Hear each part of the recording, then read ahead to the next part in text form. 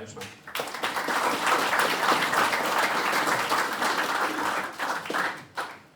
Hello everybody, and thank you Simon, and I'm so grateful that Simon has come into my life and my beloved foundation, Broken Crown Still Colour Foundation.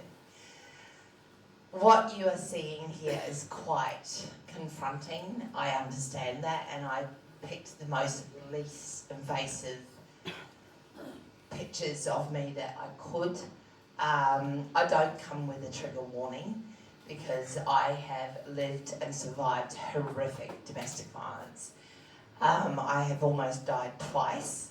You'll hear my voice is very husky. My abuser's go-to was to strangle me, and in one of those strangulations, one of the bones in my neck actually perforated my voice box, hence why I sound like Bonnie Tyler. Total eclipse of the heart. I try and have a bit of sense of humour about this, but I just want to let you know who I am, what I've created and why. And when I was in my domestic violence journey, I had only been with this man for 3.5 years. He's not the father of my children, thank God. That was one wise decision I made.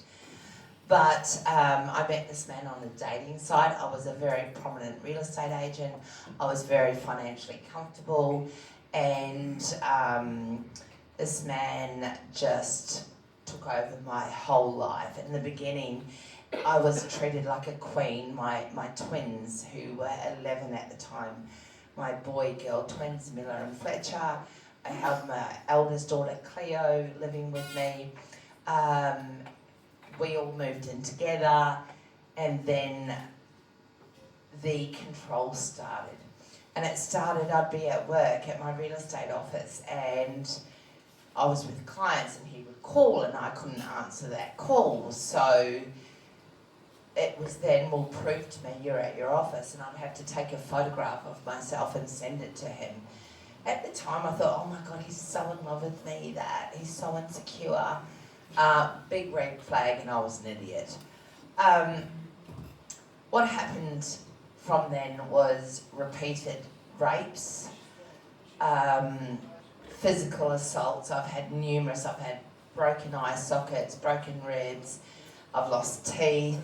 I've been strangled that many times to points of unconsciousness, and he was arrested very promptly. And he's a huge, huge man, and he was tasered twice and he still did not fall down, and 6 police officers had to jump on him to get him on the ground. Now, he was remanded for 6 days so I could find somewhere else to live, which I did because we were not in a rental crisis. That was back in 2016. Within 24 hours of me moving and him getting out of remand, I came home with my children after picking them up from school to finding my abuser in my bedroom with a knife, and my twins were there, and he said, "You will never leave me, I love you, and if you do, I'm going to stab you to death and your twins will have to clean up your blood." So when people say, why don't you just leave? I used to be so insulted by that question, but I now use that as a platform to educate. When we leave, we are most at risk of being killed. There's no lengths that abusers will not stop at to make sure they regain control. I had, unbeknownst to me, a tracking device on my vehicle. I had spyware on my phone.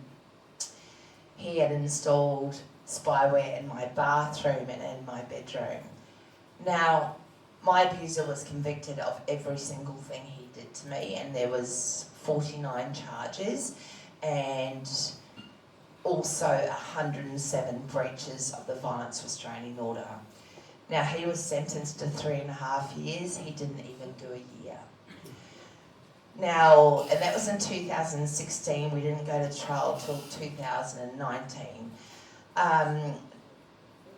February 13th, day before to Valentine's, In 2021, I was giving a radio interview in the evening. I created my beloved foundation, and unbeknownst to me, my abuser was hiding in some bushes.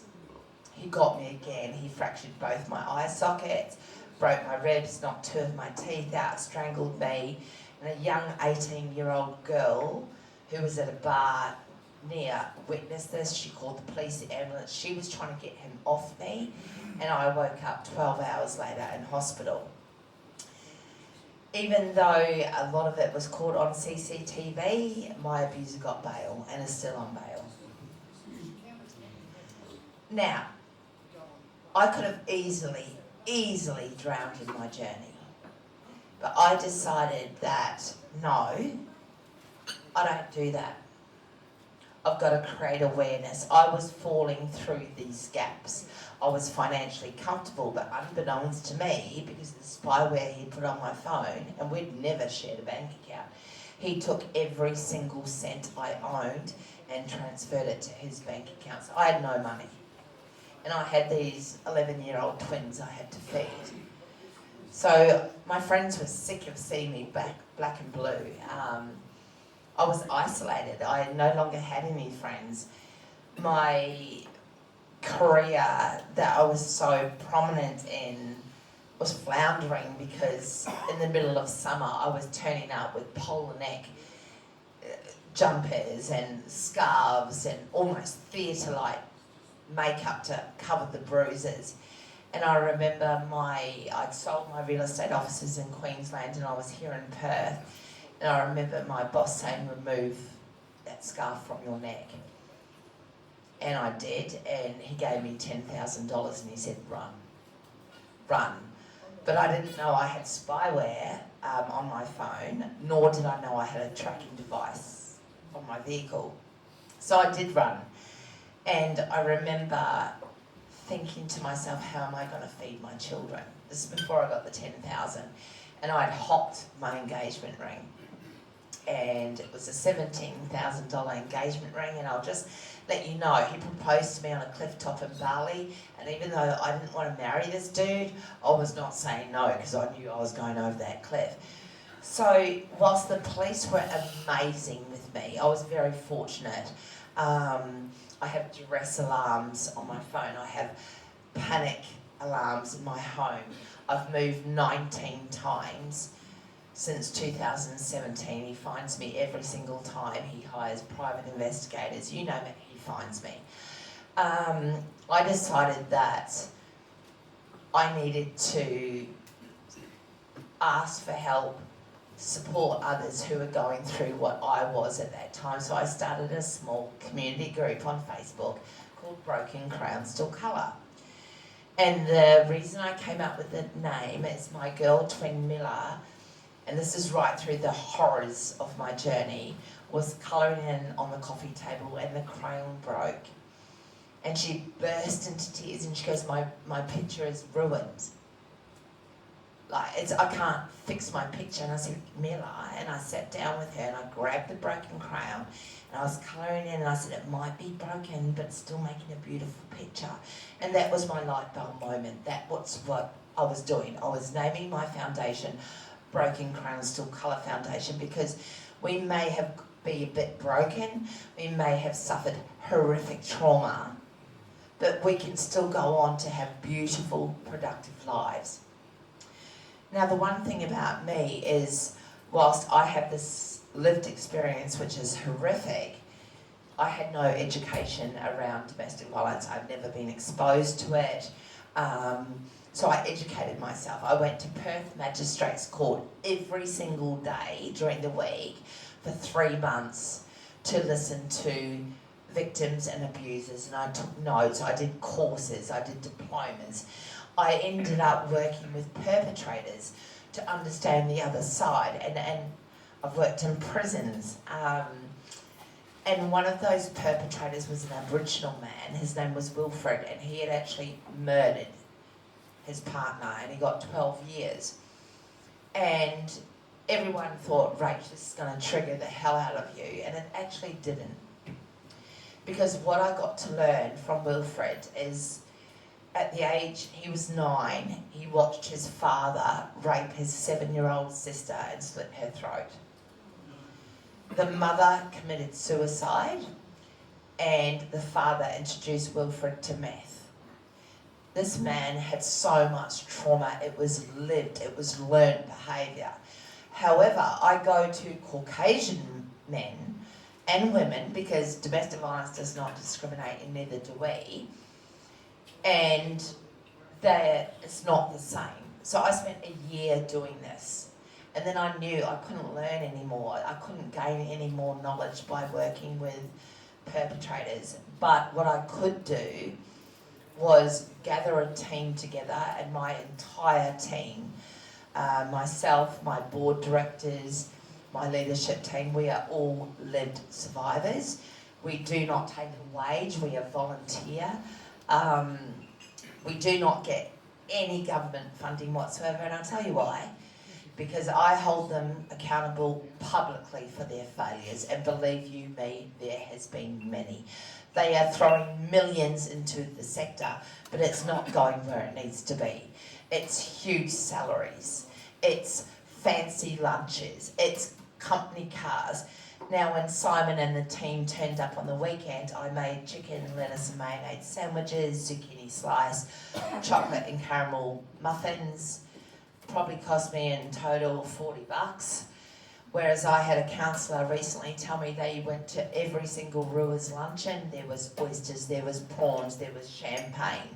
How dare you spend that money meant for victims to showcase yourselves, to pay yourself huge salaries. How I make my money is I am engaged to facilitate, to educate and to keynote speak. In 3 years, with no government funding whatsoever, since we've been fully registered, we have achieved phenomenal results. We have emergency relocation vehicles, which was brand new, that we fundraised for. We're the only organisation in the nation that does emergency relocations, which means we physically go and get the victim out and relocate them out of harm's way. We also have a safe counselling education space, which is a single car garage that backs onto a laneway. If you're driving past, it just looks like a garage. So no perpetrator is going to know what goes on in there, because it looks like a single car garage. So we can counsel our clients, our victims, and educate community members. We also have a massive, massive warehouse that has no air conditioning, it leaks, but that's where we house all our donated furniture, our white goods, our linen, our toiletries, our sanitary items, our clothing, our school supplies, toys for the children, and for our clients we provide that free of charge. We will give them everything they need to start again. However, when government funded organisations ask for our help, we charge them. They've got the money, we don't. We actually should be called broke crowns. We also have a removal truck, which we were lifting. We were donated a trailer that was painted pink and with our logo. No, the logo's not there, it's there, sorry. It's there. And that was a lot of work. We were doing trip after trip, collecting, distributing.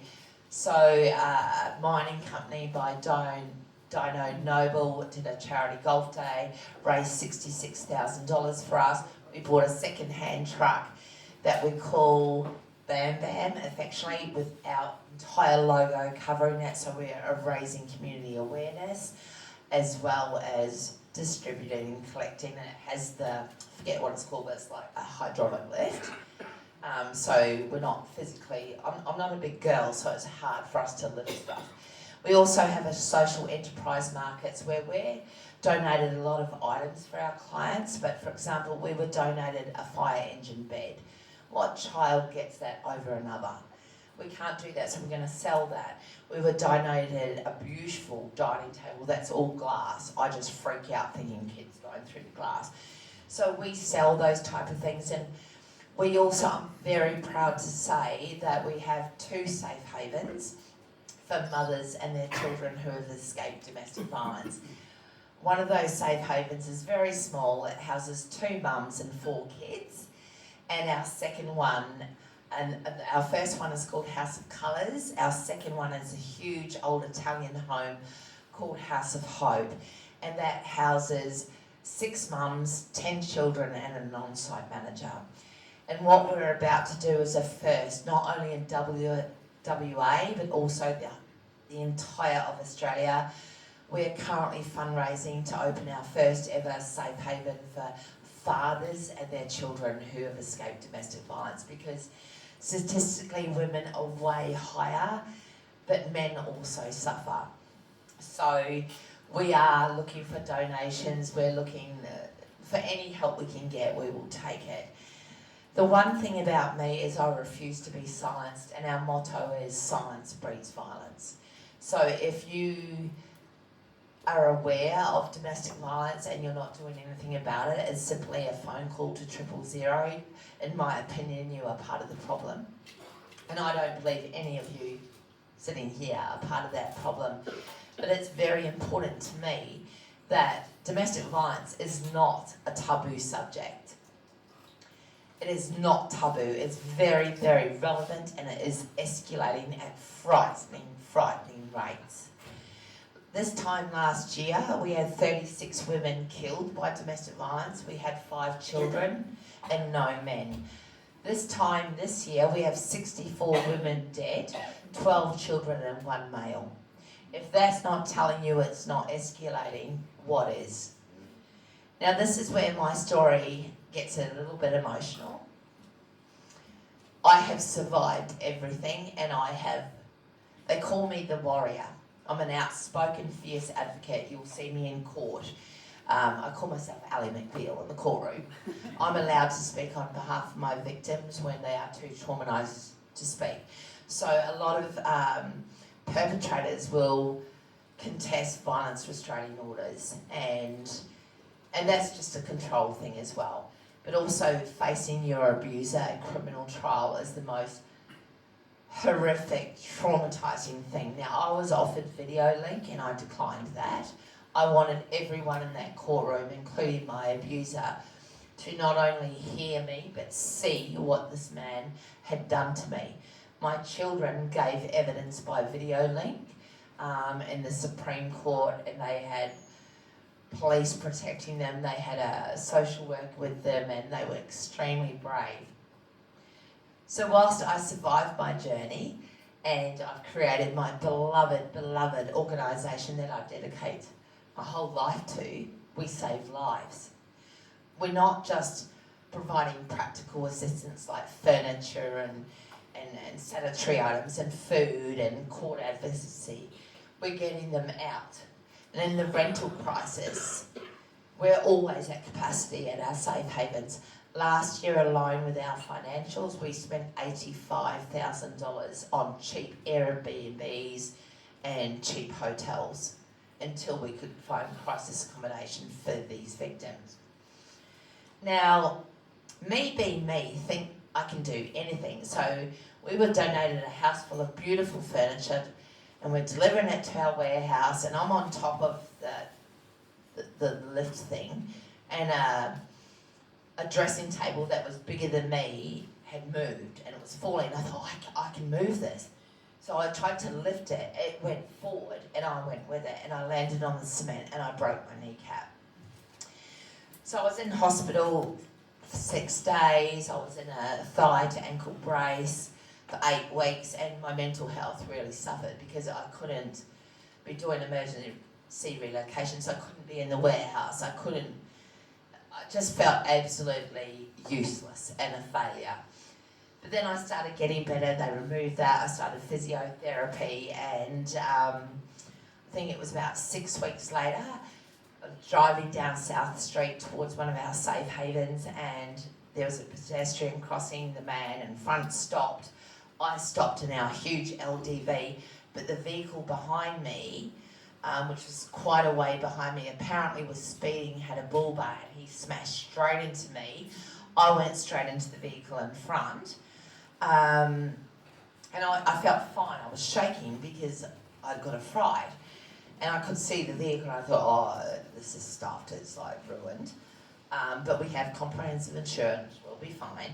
But the next day I started getting a headache, and by that evening I was vomiting, I couldn't see properly, my knee felt like it was really broken, I had to put the brace back on, and I couldn't move my neck. So I went to urgent care, they put me in an ambulance and took me straight to ED, and it was discovered I had severe concussion, severe whiplash, and my broken knee had suffered a small fracture but had irritated things. So they just were monitoring me, and that was all fine, and then a doctor came to see me and she said, I need to ask you a question, and this is where I'm going to get emotional because this is very new to me, it's very raw to me. Have you ever suffered any trauma to your neck? I said, yes, that was my abuser's go-to cover my mouth and strangle me 9 times out of 10 until I was unconscious. I said, why are you asking that? And she said, sweetheart, you have numerous lesions on your thyroid and you need to get to your GP urgently. Still nothing registered to me. I was like, oh, okay, fine. You know, I'm a bit of a wing it girl, and I think I am the warrior. So I made an appointment with my GP, and he said to me, Rach, you need to have biopsies and CT scans urgently. And I said, biopsies where? And he said, your neck, sweetheart. And my neck is my trigger. I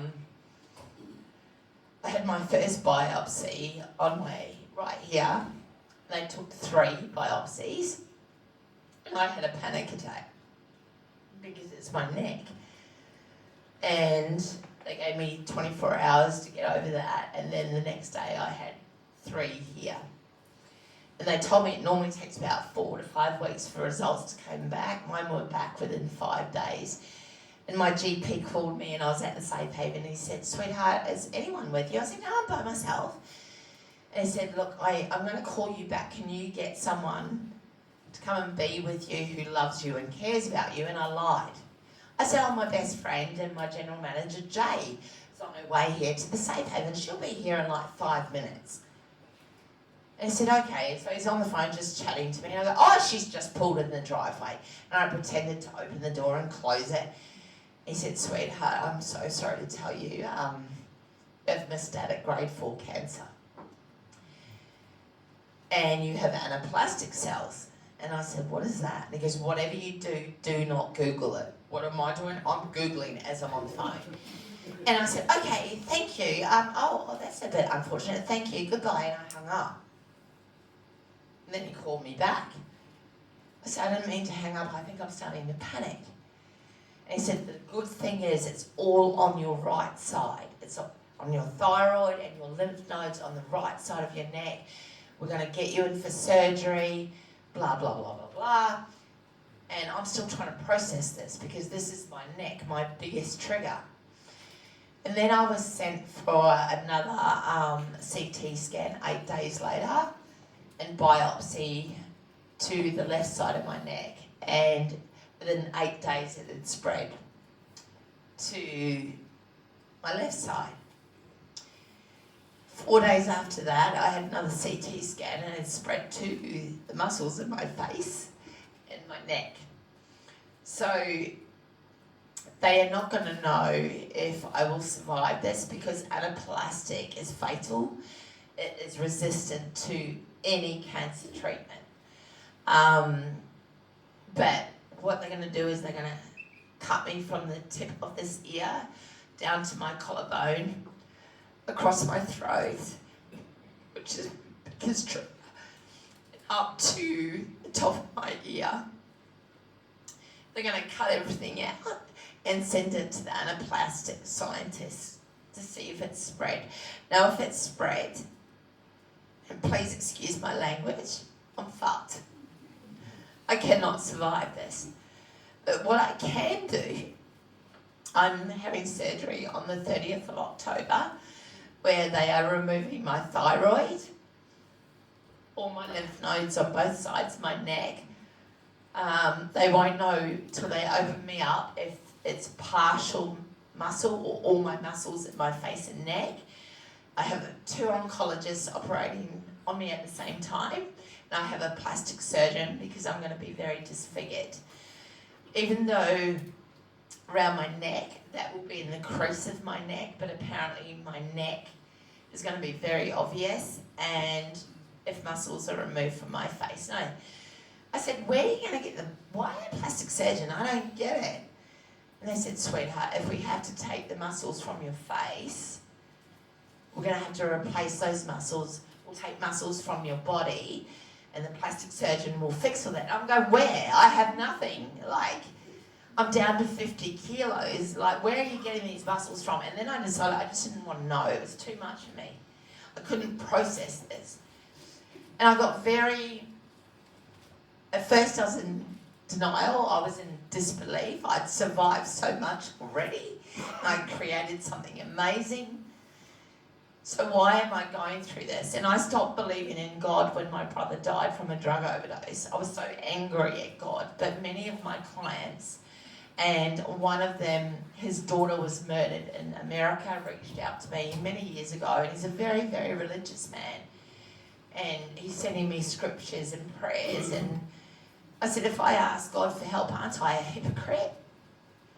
And I've got my own way of doing that, and I'm going to be very honest with you about that. I said, God, I'm really sorry that I was so angry for you for so long, and I'm sorry that I'm asking you right now for help because I'm scared and I feel like a hypocrite. But if everyone else has prayed for me, maybe I should pray for myself, and I need your help. So I'm sorry for every fib I've ever told, anything that I've ever done bad in my life. I'm so sorry. Please forgive me.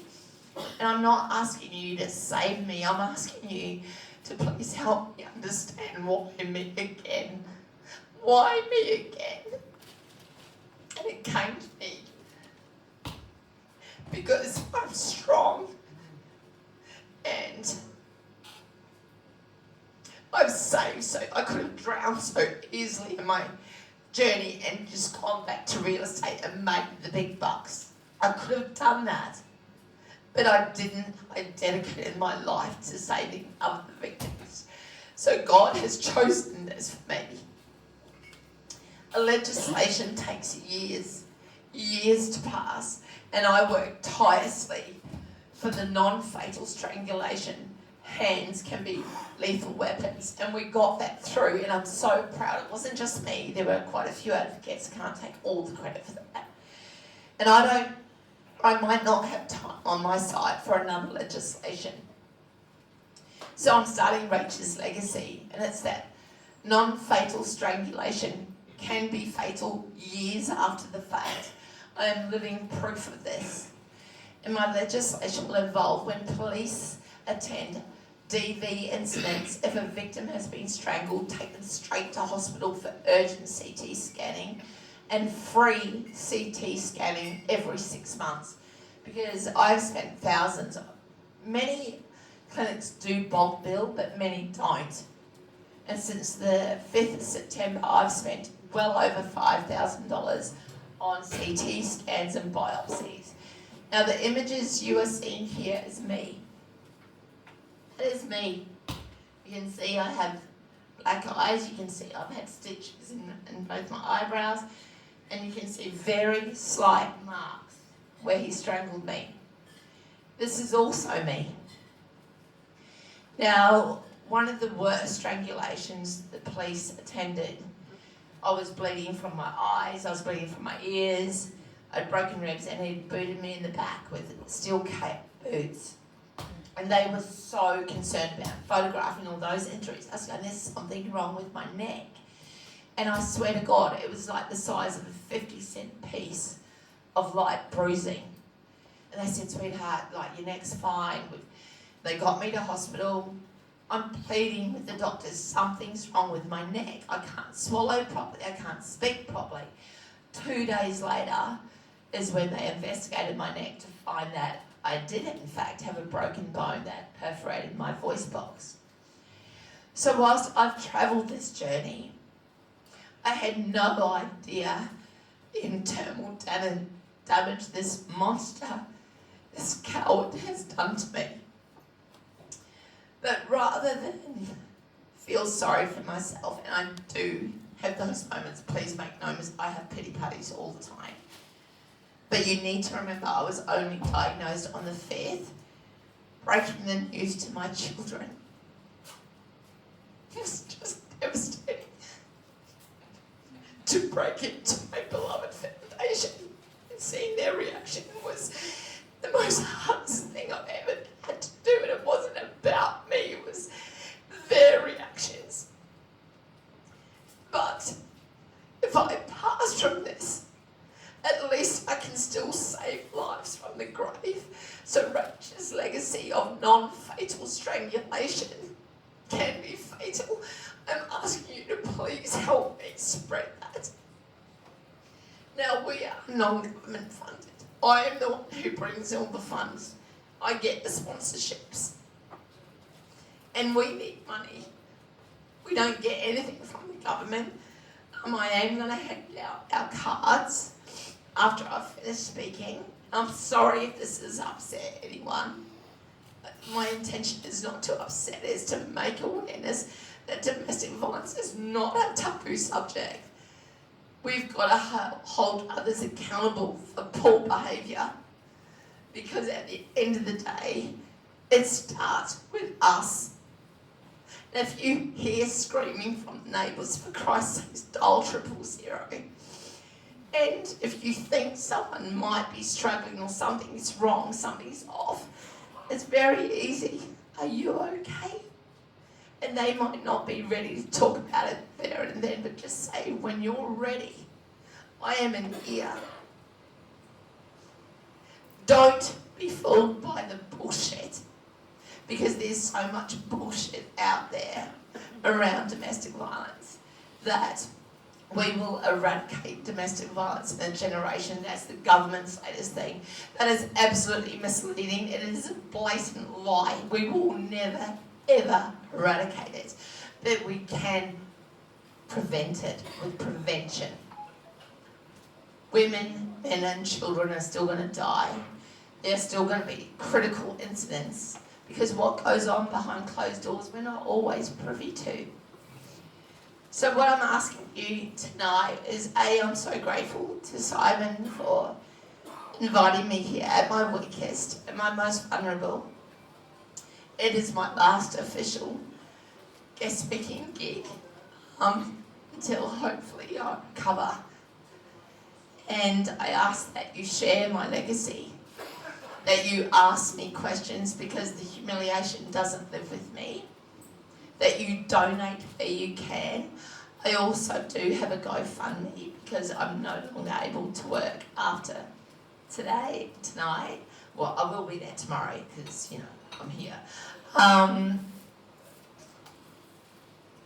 I ask you to understand that someone you know, maybe not now, but in the future or in the past, is going to suffer domestic violence. It's insidious, it's cruel, and it's fatal. And I shouldn't be standing here tonight, after everything that I've endured, knowing that I might pass. So I'm asking you to please ask me questions, to please not be afraid. I've suffered it all. I've suffered rape. I've been stabbed. I've been stalked. I've been bashed. I've been strangled. I've had death threats. I've had it all. The humiliation doesn't live with me. I'm here tonight to show you that I am brave. I am a fighter. And I'm going to give this my biggest fight yet. And if I shall pass, my legacy and my beautiful foundation, Broken Crown Still Colour, will continue. I'm going to introduce you now to my general manager, Jay, who will, along with my daughter, Cleo, who was married last year, who lived through my journey, who's been trying for years to have a baby, is 12 weeks pregnant. She is going to be my Chief Operating Officer. I am down. And Jay will do the day-to-day running of Broken Crown Still Colour. So Jay, I'm going to ask you to come up and